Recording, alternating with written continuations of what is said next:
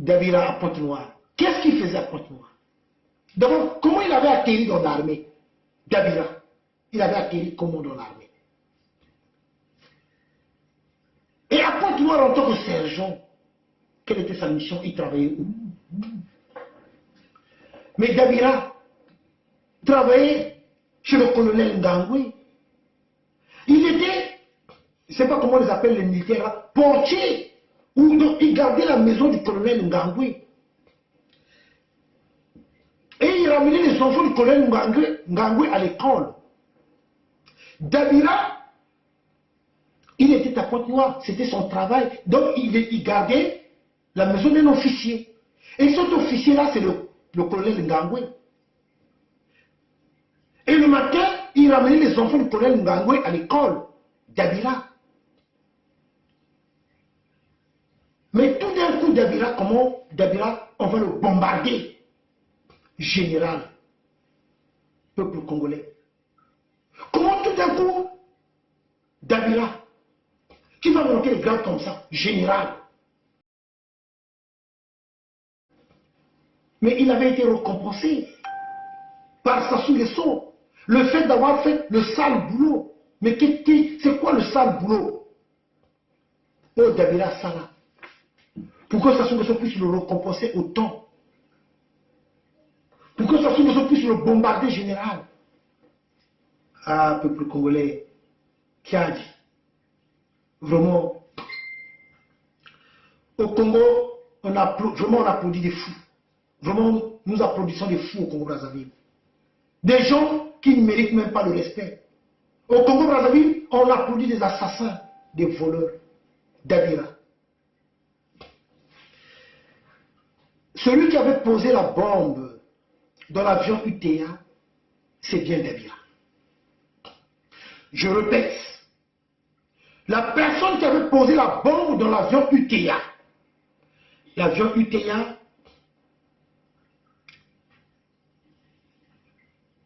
qui avait explosé, si j'ai une bonne mémoire, je crois le 19 septembre 1989, au désert du Ténéré.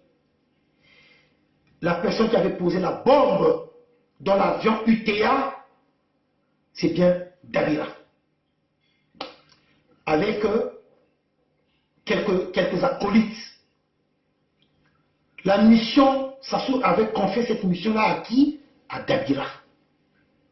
C'est à Dabira que Sassou Nguesso avait confié la mission pour poser la bombe de l'avion UTA. La bombe de l'avion UTA avait été posée à Brazzaville. Avec des spécialistes libyens qui sont expérimentés dans ce domaine-là pour régler la bombe, pour que la bombe puisse exploser après le décollage du Tchad. Pour une raison que je vais expliquer en quelques mots. Le Tchad était en conflit avec la Libye, le Kadhafi. Ça c'est dans l'histoire, je rentre dans l'histoire. Le Tchad était en conflit avec la Libye du Kadhafi, sur l'histoire du Gout.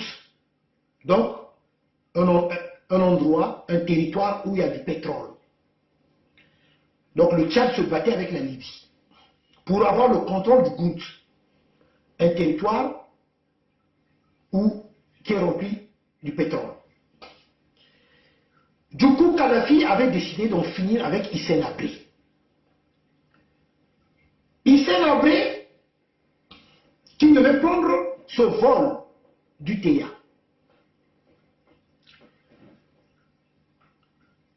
Kadhafi étant au courant que Hissène Habré va se rendre en France et qu'il va prendre le vol du TIA, Kadhafi qui va passer par Sassou Nguesso. Parce que la bombe ne peut pas être posée à N'Djamena, au Tchad. Comme l'avion faisait Brazzaville, N'Djamena, N'Djamena, Paris. Donc, il fallait maintenant que Kadhafi demande à Sassou Nguesso pour qu'on pose la bombe au niveau de Brazzaville, jusqu'à N'Djamena, et après le décollage de N'Djamena, que l'avion puisse exploser. Donc, les mercenaires libyens vont arriver à Brazzaville. Les mercenaires libyens vont arriver à Brazzaville, bien avant, la bombe bien préparée. Ils étaient logés à l'hôtel,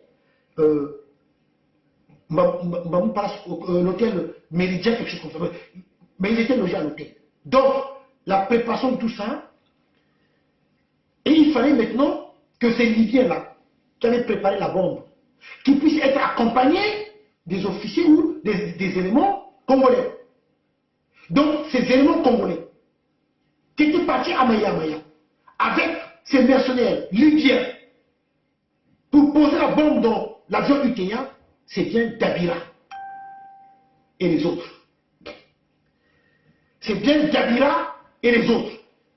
Donc, du coup, une fois posé la bombe dans l'avion, dans ce vol-là, je rappelle, pour ceux qui ne le savent pas, la fille de Bokamba Yangouma avait pris ce vol-là. La fille de Bokamba Yangouma, il y avait les Français, il y avait les Américains aussi, il y avait pas mal d'étudiants, parce que ces étudiants-là, ils venaient passer leur thèse de doctorat, comme la fille de Bokamba Yangouma. Mais l'enfant de Dabira va être dans l'avion. Mais qui va descendre où? Qui va descendre au Tchad. Je continue. Donc, l'avion va décoller de Brazzaville, arriver à N'Djamena. Hissène Habré qui devait prendre ce vol-là. Hissène Habré qui ne va plus prendre ce vol-là à la dernière minute. Mais qu'est-ce qui va se passer? Parce que Hissène Habré était au courant, était informé. Mais il était informé par qui, Hissène Habré? Il était informé par Oxon Sikonga. Oxon Sikonga dont il avait de très bons rapports, puisqu'Hissène Habré avait fait ses études ici en France. Et Oxon Sikonga avait fait ses études ici en France, ils se connaissaient ici en France. Et ils avaient de très bons rapports. Hissène Habré et Oxon Sikonga. Oxon Sikonga étant responsable de Air Afrique. Donc, Sassou avait mis au courant Oxon Sikonga. Oxon Sikonga était au courant que l'avion va exploser. Puisqu'en ce moment-là, Oxon Sikonga, responsable de la compagnie Air Afrique. Mais Oxon Sikonga, qui va souffler cette information-là à son ami, Hissène Habré, de ne pas prendre ce vol-là, de ne pas prendre l'avion UTA. Non, plutôt, Oxon Sikonga étant responsable de Air Afrique, mais il était au courant. Oxon Sikonga est responsable d'Air Afrique, mais il était au courant que l'avion UTA va exploser. Il était au courant de cette information-là. Lui qui va souffler à son ami Hissène Habré de ne pas prendre ce vol-là. Mais qu'est-ce qui va se passer? Hissène Habré, pour mieux tromper la vigilance, il va quand même partir à l'aéroport. Hissène Habré va presque monter dans l'avion. Et ses collaborateurs, mais il va redescendre. Sassou au courant que Hissène Habré est monté dans l'avion. Kadhafi au courant que Hissène Habré est monté dans l'avion. C'est pour cela que, en 1989, pendant l'explosion de l'avion UTA, c'est pour ça que la presse libyenne et à Brazzaville, on avait déjà presque annoncé la mort d'Hissène Habré. Souvenez-vous de ce que je suis en train de vous dire. À l'explosion de l'avion UTA, dans le désert du Ténéré. Le désert du Ténéré, donc après le décollage de l'aéroport de N'Djamena, après le décollage, c'est déjà le désert. Donc l'explosion de l'avion UTA dans le désert du Ténéré. Certaines presses avaient déjà annoncé la mort d'Hissène Habré. Chers compatriotes peuple congolais, moi, comme je parle avec des preuves, le document, toujours dans mes recherches, j'ai imprimé le document de l'avion UTA. L'avion UTA est là, dans le désert du Ténéré. Regardez l'avion UTA.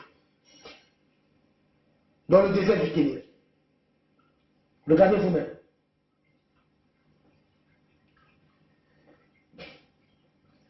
Denis, j'espère qu'Ozolo Kanga a Denis Sassou. J'espère que Place Oyali, Denis Sassou, Ozolo Kanga. J'espère aussi que tes supporters, tes pousseurs de caddie et tes porteurs d'eau sont en train de me suivre, comme d'habitude. Le document est bel et bien là sur l'histoire du DC-10. Chers compatriotes peuple congolais, suivez très attentivement. Il y a 30 ans, l'attentat du DC-10 du Kenya au Niger faisait 170 victimes. 170 victimes. Le 19 septembre, un DC-10 du Kenya s'est écrasé au Niger, provoquant la mort de 170 personnes, dont 54 Français. Retour sur un attentat orchestré par la Libye et le long combat judiciaire des familles des victimes. Ce vendredi 19 septembre, il y a 30 ans, jour pour jour, le DC-10 reliant Brazzaville à Paris via N'Djamena est victime d'un attentat à la bombe. L'avion s'écrase au-dessus du désert du Ténéré, au Niger, tuant sur le coup les 170 passagers et membres d'équipage. Une valise piégée. Le 19 septembre 1989, le vol du TA 772 Brazzaville-Roissy disparaissait des écrans de radar. 46 minutes après son escale de Tchad, de N'Djamena au Tchad, les débris épars du DC-10 et les corps de ces 70 passagers sont retrouvés dans le désert du Ténéré, au Niger, quelques 17 heures plus tard. Une bombe située dans le conteneur des bagages, enregistrée à Brazzaville, a explosé, détruisant l'avion en vol. Quelques mois auparavant, le 21 décembre 1988, l'attentat du vol 103 de la Paname, là ça parle de Lekelbi. L'attentat de Lekelbi aussi, c'est les Libyens. Bon, ça parle de Lekelbi. Je passe. L'enquête du DC-10 du TA s'oriente vers la Libye. Le 23 septembre 1989, une instruction est ouverte en France sur l'attentat du DC-10 du TA par le parquet de Paris. En juin 1990, un témoin congolais, Bernard Yama, aiguille les enquêteurs français sur la piste libyenne. De leur côté, en 1991, les États-Unis accusent la Libye d'avoir perpétré l'attentat de Lockerbie et inculpent 2 agents libyens en octobre de la même année. Le juge Jean-Louis Bruguière lance des mandats d'arrêt internationaux contre 4 diplomates libyens. 2 autres mandats seront lancés ultérieurement, visant notamment Abdallah Sanoussi, le numéro 2 du service secret libyen, et beau-frère de Muammar Kadhafi. Chers compatriotes, le document est bel et bien là. Je ne vais pas tout lire jusqu'au bout, mais je vous ai lu un tout petit peu. C'est pour vous ramener à ce point-là, chers compatriotes. La bombe, dans ce document, est bien dit que la bombe avait été déposée à Brazzaville. Un colis piégé à Brazzaville.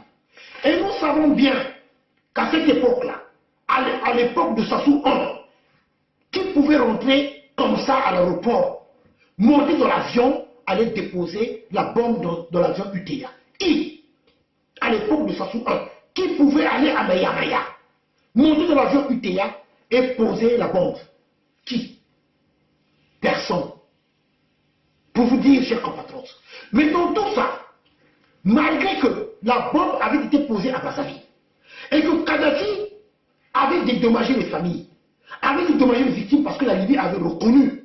Mais jusqu'aujourd'hui, suivez très attentivement, malgré qu'il y avait eu 54 Français qui avaient trouvé la mort, mais jusqu'aujourd'hui, la responsabilité de Sassou Nguesso n'a jamais été évoquée dans ce dossier-là. La responsabilité de Sassou Nguesso n'a jamais été évoquée dans ce dossier-là. Et pourtant, c'est à Brazzaville qu'on avait posé la bombe. Et pourtant, la bombe était partie bel et bien de Brazzaville. Si ce n'est pas un Congolais lambda, un Congolais de la rue, qui avait eu l'accès à l'aéroport Mayamaya, passer comme ça, avec la bombe, poser ça comme ça. Vous me suivez? Attentivement, chers compatriotes, vous me suivez? C'est pour vous dire tout simplement la responsabilité du Sassou Nguesso est bel et bien dedans dans l'histoire du théâtre. Mais dans tout ça, les Français, qu'est-ce qu'ils ont fait? Parce qu'il y a une partie que j'ai lue. Suivez très bien. L'enquête du décédiste du théâtre s'oriente vers la Libye. Écoutez très attentivement. Le 23 septembre 1989, une instruction est ouverte en France. Ce que je vais dire, non. Il y a une partie, je veux dire, où on en parle même de la responsabilité. Je crois que c'est là. La responsabilité, ou même un président français avait reçu de l'argent, je l'ai lu quelque part, là, ou un président français candidat, voilà, c'est là. Suivez très attentivement.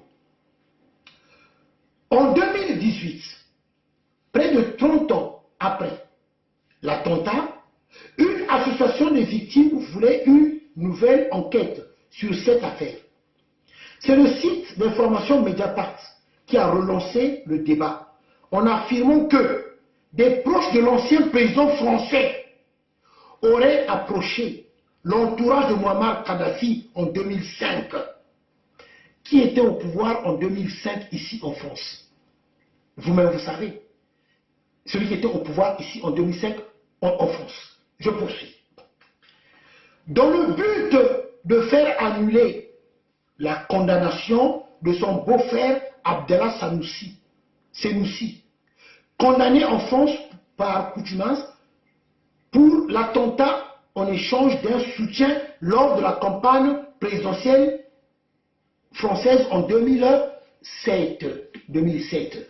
Donc, vous avez compris, ici en France, il y a un candidat à l'élection présidentielle de 2007 qui avait monnayé, qui avait envoyé son entourage auprès de Kadhafi pour avoir de l'argent pour la campagne présidentielle. Vous avez compris? Voilà cette France-là, des corrompus, la France-Afrique. Donc, le dossier de l'avion UTA, où il y avait eu plusieurs morts, mais la responsabilité de Sassou Nguesso n'a jamais été évoquée. Et aujourd'hui, Congo-Brazzaville, non pas que l'histoire de l'attentat UTA, n'oublions pas qu'il y avait aussi l'attentat à l'aéroport de Maya-Maya, où on avait arrêté aussi les pauvres innocents, les Tisser Tikaya, le colonel Nzalakanda, ce fameux procès de Télisila, où nous avons vu un certain Charles Mazou qui nous faisait son cinéma, la cour appréciera, et un certain Ndala Graï, le traître Ndala Graï, qui n'avait que pour mission, Ndala Graï, de faire tomber le colonel Nzalakanda et Jean-Pierre Tisser Tikaya. Ce Ndala Graï, le traître Ndala Graï, que Sassou Nguesso appelle affectueusement Bateliache. Ce Ndala Graï qui est ici en France, le Congolais doit connaître l'histoire de son pays. Comme ça, nous saurons qui est qui au Congo-Brazzaville. Parce que jusqu'aujourd'hui, tant que vous n'allez pas vous plonger dans l'histoire du pays, pour connaître qui fait quoi et quoi, le peuple congolais serait toujours manipulé. Comme de la même manière que vous êtes manipulé par ces faux opposants, qui vous ont toujours mené en bateau, ces faux opposants. Donc vous êtes là à applaudir, à acclamer, à penser qu'ils sont pour le peuple congolais. Ils n'ont jamais été pour le peuple congolais. Ils ont toujours mangé avec Sassou Nguesso. Ils ont toujours servi Sassou Nguesso. C'est pour ça que nous voyons certaines choses. Et comme le Congolais est toujours dans les émotions, toujours emporté dans les émotions, le Congolais ne veut plus voir la vérité. Le Congolais ne veut plus voir derrière. Le Congolais oublie que ce dernier-là avait mangé à la table de Sassou Nguesso. Le Congolais oublie que ce dernier-là avait l'habitude de serrer la main de Sassou Nguesso. Le Congolais est tellement dans les émotions que le Congolais oublie que ce dernier-là avait été ministre de Sassou Nguesso.